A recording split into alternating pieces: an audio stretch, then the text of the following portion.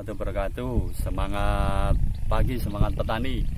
Kali ini adalah konten saya cara tanam bibit kelapa kopi organza versi polybag. Nanti akan dipandu sama Pak Najib yang ahli di pembibitan, juga ahli perawatan berkala kelapa kopi organza. Monggo Pak Najib. Assalamualaikum warahmatullahi wabarakatuh. Kenapa kelapa kopior bibitnya kita polybag? Nah, ini akan untuk mempercepat pertumbuhan, tidak mengalami stagnasi dalam waktu penanaman, dalam proses penanaman. Di sini kita memang membuat polybag. Ini juga kita kasih media yang sudah mencukupi untuk kebutuhan hidupnya, termasuk unsur hara makro dan mikro sudah kita cukupi, dan medianya juga sudah kita sterilkan dari hama, uret ataupun fungi untuk tanaman kelapa yang sekiranya penyakit yang jarang terjadi, tapi itu kemungkinan juga akan terjadi. Berarti kemungkinan gini Pak Najib ya, bibit ini berarti kemungkinan sudah ready siap tanam. Siap tanam, istilahnya sudah tahan hama ya Pak. Sistem imunnya sudah kita buat ya Pak. Seperti itu Pak Nurisa. Monggo Pak. Apa Pak namanya Pak? Yang apa? Karantina, istilahnya kita karantina sudah melakukan yang namanya proses karantina ya seperti ini. Kenapa Pak kita membuat karantina? Kita bikin karantina tidak perlu lewat dinas, lewat apa, tapi prosedur dari pembibitan awal, dari cara pembibitan itu kita sudah kita lakukan. Perhatikan. Seperti itu. Nah, seperti itu Pak. Untuk proteksi tanaman kelapa yang lebih bagus, agar kelak pertumbuhan maupun pembuahannya cepat ya Pak. Walaupun deskripsinya 3-4 tahun, insya Allah tidak sampai 4 tahun sudah berbuah. Nah gini Pak ya, kenapa tanaman bibit kami kita buat polybag, dan cara persemaiannya itu kita buat berdiri. Ini sebagai contoh, setelah kita buat biar lebih paham. Ini caranya kita gerek di atas. Terus di bawah Pak Najib diiringkan. Kita iringkan yang kedua. Nah, ini akar sudah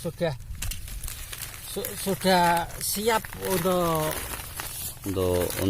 dipindah ke media tanah. Ke tanah. Media tanah. Ini udah kayak gini. Nah, makanya tidak mengalami stagnasi. Kita shoot lebih dekat, akarnya sudah penuh. Berarti ini artinya mempercepat ya Pak. Nah ini langsung nanti kontak sama tanah. Nah, mengapa tanah ini tidak perlu kita kasih pupuk? Nah, di sini ini sudah tercukupi. Media ya Pak. Medianya sudah tercukupi. Ya, ini sekarang kita masukkan.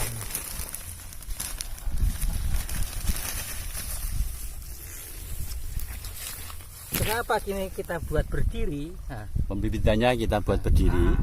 Juga ada yang roboh. Nah, ada yang roboh, yang berdiri. Ada tujuannya Pak Najib ya. Tolong dijelaskan Pak Najib tujuannya. Keunggulannya apa Pak? Ini lebih cepat berbuah, lebih cepat besar. Masalahnya apa?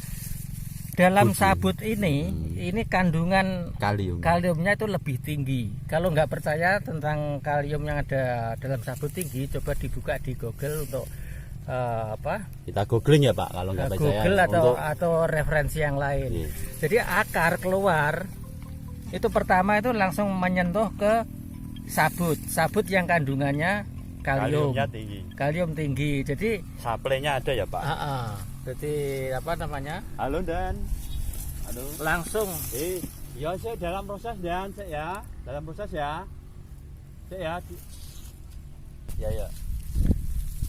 nah, ini akarnya nanti langsung ke bumi, langsung ke ground. Nah, jadi yang di atas ini lembaganya juga sudah mencukupi, akarnya langsung Jadi akarnya lebih banyak daripada yang bibit cabut tanpa pot. Walaupun kami menyediakan yang cabut maupun yang pot, begitu. Nah, kenapa kita bikin kayak gini? Nah, akar langsung ke sabut, ya toh? Langsung ke sabut, yang otomatis ada kandungan kaliumnya lebih tinggi. Ini akan mempercepat proses generatif. Walaupun sejak saat cikal ini kelapa ini baru sekian, itu kan saat-saat pertumbuhan generatif vegetatif. Tapi dengan diimbangi sabut yang mulai dari awal sudah tersedia kalium dalam sabut, itu otomatis lebih seimbang, lebih cepat. Bisa 3,5 tahun, bahkan ada yang 3 tahun sudah buah, asalkan syarat tumbuh kelapa ini tercukupi. Itu aja. Terima kasih. Lanjutnya ini Pak, Ya, tanahnya digaruk, diuruk. Iya. Ya.